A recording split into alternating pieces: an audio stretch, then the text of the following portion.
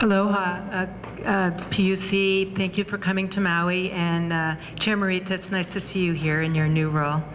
I understand that the PUC is coming here today to talk about the rate case, and I am against the rate increase.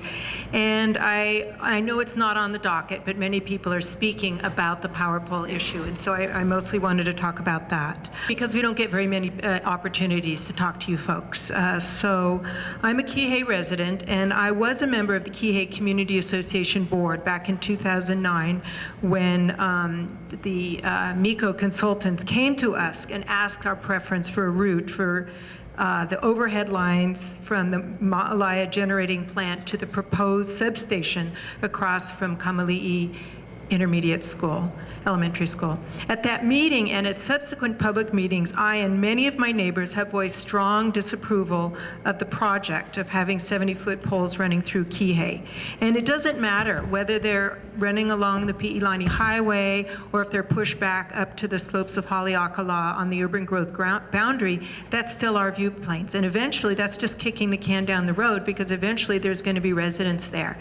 And also people also have mountain views. And I don't think that's what we really want. And we just, as you've heard numerous times, we just don't want these poles in our community. And I do remember somebody from, I think, Munike and Haraga, the consultant for MECO, said at a meeting at Kamali'i School last year, you know, we're not going to push this project down your folks' throats, and yet they keep saying the project's going forward. So it's kind of like, were you not listening to us? So as numerous people have said, we feel not listened to. I mean, maybe you listen, but not taking our voices into consideration in your decisions. And I did speak to a MECO representative a year ago, and he said that yes, it's more expensive to underground them, but it costs a lot of money also to maintain overhead poles. And so it evens out over time. Now they're saying that's not true. So not being an engineer, I can't vouch one way or the other, but it's just a little, it makes me wonder what's really going on. And the bottom line is it's 2011. I mean, there's a lot of renewable energy, there's a lot of technology.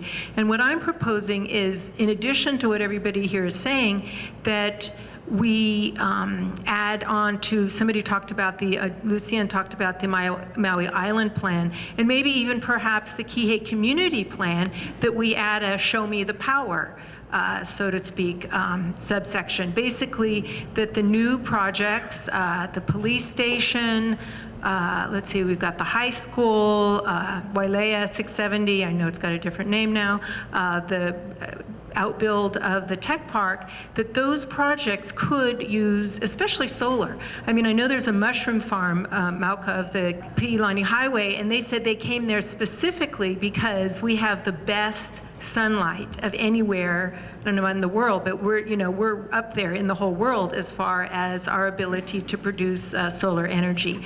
And then the question then, of course, becomes storage. You know, it's intermittent power. And so then either the projects would have to supply their own storage for the energy, or they would use MECO as their storage facility, such as, you know, the net metering project does. And so then I think numerous people have already suggested that the 15% cap, I think that's the key problem. I think that's the key problem here, is that there's a lot of creative people in Maui especially, and there's a lot of people, entrepreneurs and people who want to do projects such as this. And so the storage issue and the intermittent power issue, I believe it can be dealt with. And that's what I would like the whole thrust to be, is to deal with that so we can actually meet the Clean Energy Initiative that we've agreed to follow.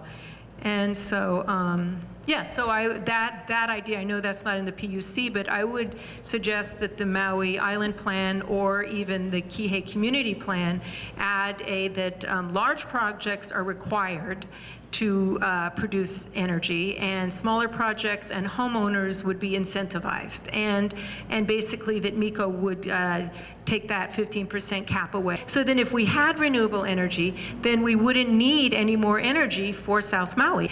So it's the new projects, and so if all new projects had to create their own power, I think that would make it unnecessary to do the substation across from Kamali'i School, and then the resulting ugly power poles. Thank you.